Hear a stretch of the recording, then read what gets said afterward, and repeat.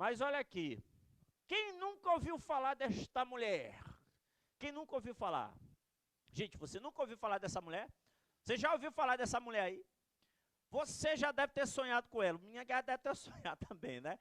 Pois você vai dormir com essa mulher hoje. Os homens que estão aí, "Ê", né?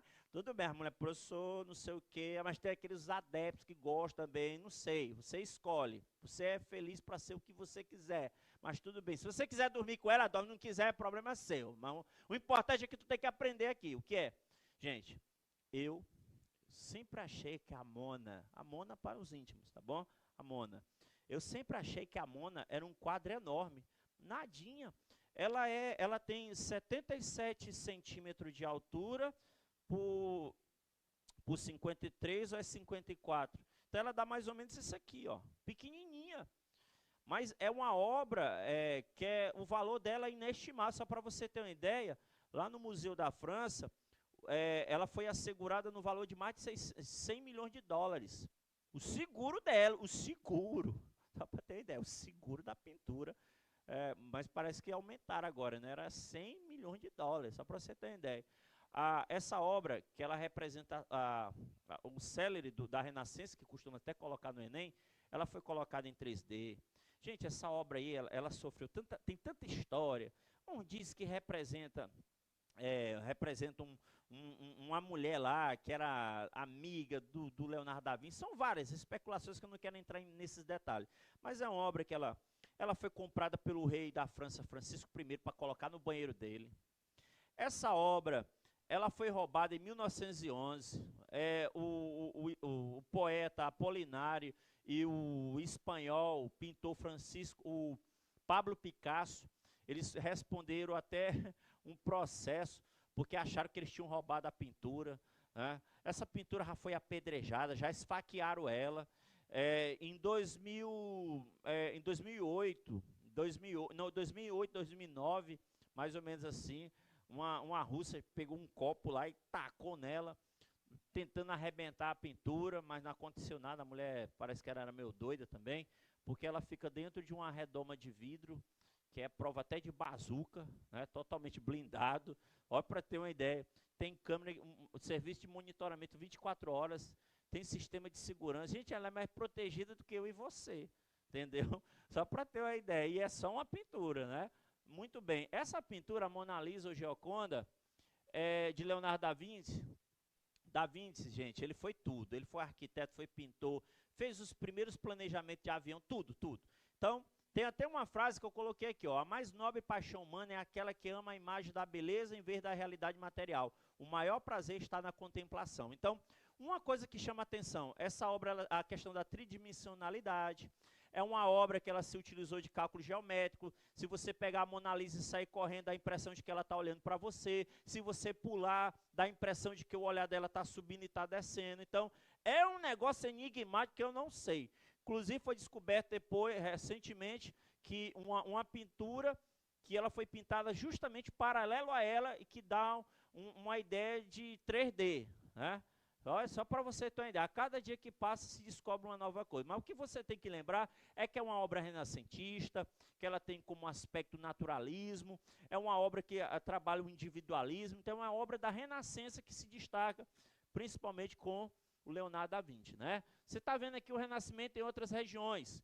Tem na Inglaterra Thomas More, que escreveu o livro A Utopia, a ideia de que haveria uma cidade perfeita, onde não haveria violência, haveria paz, haveria tudo.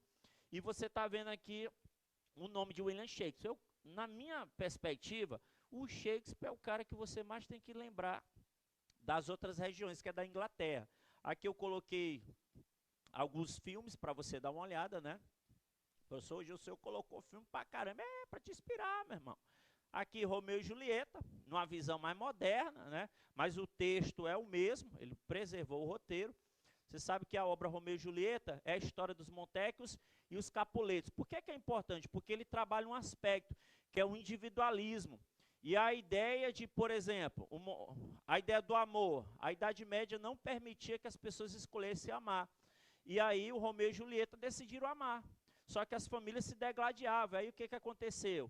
A Julieta lá tomou um veneno, que na verdade era uma substância que dava a ideia de que aparentemente ela estaria morta, mas não estava. E aí a notícia não chegou para o Romeu. Quando ele foi lá, pensou que ela estava morta, enfiou a faca nele, depois ela se matou e pronto. O que a obra estava colocando em prática? Que as pessoas poderiam escolher quem amar ou não. E só para você ter uma ideia, essa obra ela foi até proibida de circular na Europa, porque um monte de jovem estava querendo viver que nem o Romeu e Julieta. Assim como a obra Os Sofrimentos de Werther, do alemão Goethe, que também foi proibido, que era uma das obras literárias. Gente, a internet da época era as obras renascentistas, tá bom? Aqui você vem o Hamlet, é bom lembrar lá daquele momento, né? Que ele fala ser ou não ser, eis a questão, morrer, dormir, talvez sonhar. Não sabemos que sonhos poderá trazer o sono da morte. Ser ou não ser, eis a questão. Que era justamente discutindo sobre a questão da morte, a ideia de escolher, que era uma concepção que era trabalhada na Renascença, e Macbeth também, que você pode dar uma olhada aí, uma pesquisa bacana. Aqui na Espanha, você tem o nome Miguel de Cervantes. Lembra? Dom Quixote, seu amigo Sancho Panza.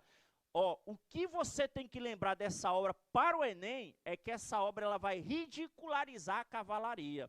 É o momento que ela está fazendo uma crítica dizendo assim, ó, não interessa mais a cavalaria, porque agora é o exército nacional.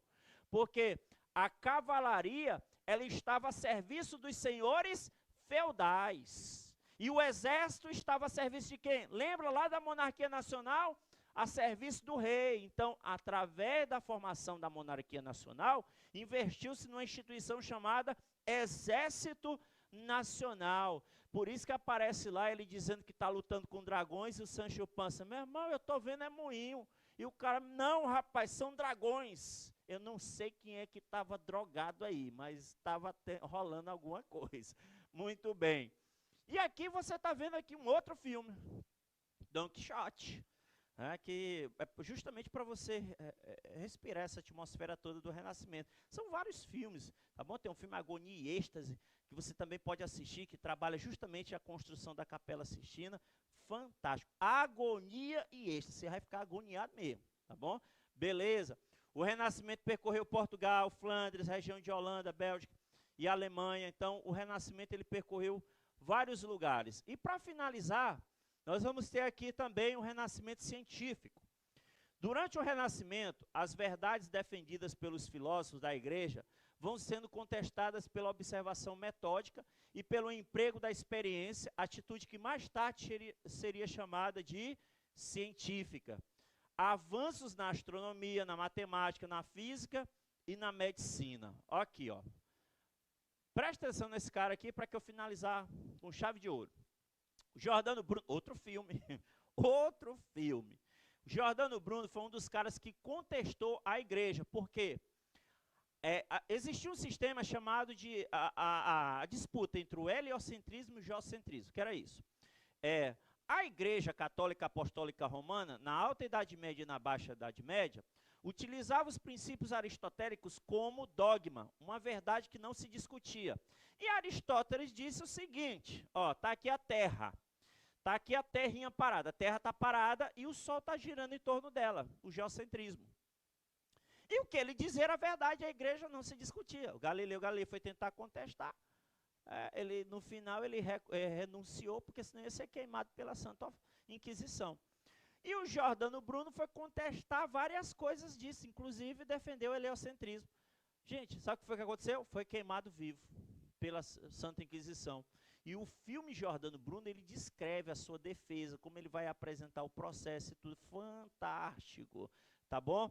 Lembra também lá de tem um filme também chamado Os Demônios de Da Vinci, que fala justamente de Leonardo da Vinci. Ó, uma das coisas que é interessante também, não esquecer, a ideia dos estudos anatomísticos, que parte da Renascença, a ideia de estudar o corpo. Só para ter uma ideia, o Leonardo da Vinci, ele ia lá durante a madrugada desenterrar corpos, ele desenterrava os corpos, abria os corpos e começava a analisar cada órgão. Então ele começou a fazer um estudo anatomístico dos corpos, justamente para poder fazer os registros que pôde ajudar muito nos conhecimentos da medicina. Gostaria de lembrar que isso era uma heresia. Se o Da Vinci fosse pego, ele ia ser torradinho pelo Tribunal de Santo Ofício, porque o corpo era algo inviolável, tá bom? Então, o Da Vinci ia lá, imagina a cena, né? Ele de madrugada, professor, esse cara é corajoso, quando entra no cemitério raçar, correndo, ainda mais meia-noite, professor, meia-noite, tudo bem. E aí, você não deve esquecer, pronto. Professor, o renascimento cultural foi até onde? O renascimento cultural ele foi barrado. Sabe por quê? A gente vai estudar um assunto chamado Contra a Reforma Católica. A Reforma baixou o Concílio de Trento, e pelo Concílio de Trento, ela baixou uma lista de livros chamada Index, lista de livros proibidos. Por exemplo, Maquiavel. Quem fosse pego com Maquiavel, queima. Tá lendo o Shakespeare, queima o cara. Tá vendo muita coisa da vida, queima também. Então, a igreja começou a fazer aí uma perseguição total, então o movimento ele foi sufocado, mas só que depois ele vai voltar numa versão Revolution, chamada Século das Luzes, Ilustração ou Iluminismo. Tá ligado? Beleza? E eu quero deixar uma frase para que você medite. E nada melhor do que deixar uma frase do Leonardo da Vinci, uma epígrafe, tá bom? A epígrafe diz o seguinte, olha aí. O tempo dura bastante para aqueles que sabem aproveitá-lo. O tempo dura bastante para aqueles que sabem aproveitá-lo, tá bom? Você, meu amigo que está aí do outro lado, Deus te deu duas coisas valiosas, o tempo e a vida.